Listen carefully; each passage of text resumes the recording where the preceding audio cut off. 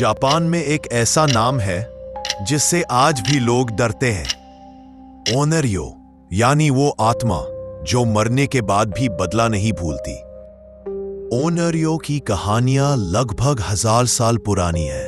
कहा जाता है जब कोई इंसान, खासकर कोई औरत, दर्द, धोखा या अन्याय झेल कर मरती है और उसकी आत्मा शांति से नहीं जाती, वो बन जाती है ओनर्यो, एक ऐसी शक्ति जो पूरे शहर को श्राप दे सकती है। पर सबसे मशहूर कहानी है लेडी ओइवा की। वो एदो यानी पुराने टोक्यो की एक औरत थी। उसकी शादी एक समुराई ईएमोन से हुई थी। ओइवा अपने पति से बेहद प्यार करती थी, पर ईमोन ने उसे धोखा दिया। वो एक अमीर औरत से शादी करना चाहता था, इसलिए उसने ओइवा को धीरे धीरे जहर देना शुरू किया। जहर ने उसका चेहरा बिगाड़ दिया। एक आंख झुक गई, बाल झड़ने लगे और वो दर्द में तड़प कर मर गई। मरते वक्त उसने कहा, मैं तुम्हें कभी माफ नहीं करूंगी। उसकी मौत के बाद अजीब घटनाएं शुरू हुई। ईएमोन को हर जगह उसका चेहरा दिखने लगा, कभी पानी में, कभी दर्पण में, कभी अपनी दूसरी पत्नी के चेहरे पर। एक रात डर के मारे उसने तलवार चला दी, पर रोशनी हुई तो देखा वहां पर उसकी दूसरी पत्नी थी।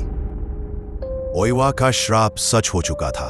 उसे लगा श्राप खत्म हो गया है, लेकिन ओइवा का बदला तो अभी शुरू हुआ था। घर के हर कोने से आवाज आने लगी, ईएमोन, ईएमोन। जब उसने आईने में देखा, वहां उसका चेहरा नहीं, ओइवा का चेहरा मुस्कुरा रहा था।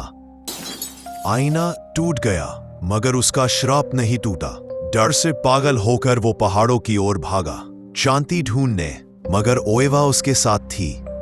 उसने पुजारियों से शुद्धिकरण की प्रार्थना की, पर घंटियों की आवाज भी उसकी आत्मा को नहीं रोक सकी।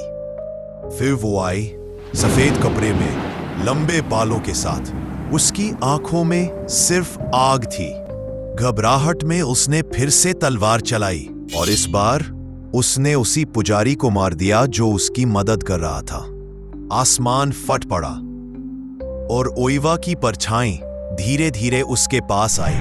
कई दिनों बाद उसका शव मिला, आंखें खुली हुईं, चेहरा दल से जमे हुए पत्थर जैसा और गले पर निशान जैसे किसी ने अदृश्य हाथों से गला घोंटा हो। कहते हैं उसका बदला पूरा हुआ, पर उसकी आत्मा अब भी चैन में नहीं। वो अब भी इंतजार करती है उन लोगों का जो प्यार में धोखा देते हैं। आज भी जापान में जब कोई फिल्म या नाटक योत्सुया काइदान पर बनता है जो ओइवा की यही कहानी है, तो पूरा क्रू पहले ओइवा श्राइन टोक्यो जाता है उसकी आत्मा से माफी मांगने, क्योंकि माना जाता है अगर उन्होंने ऐसा नहीं किया तो शूटिंग के दौरान हादसे जरूर होते हैं।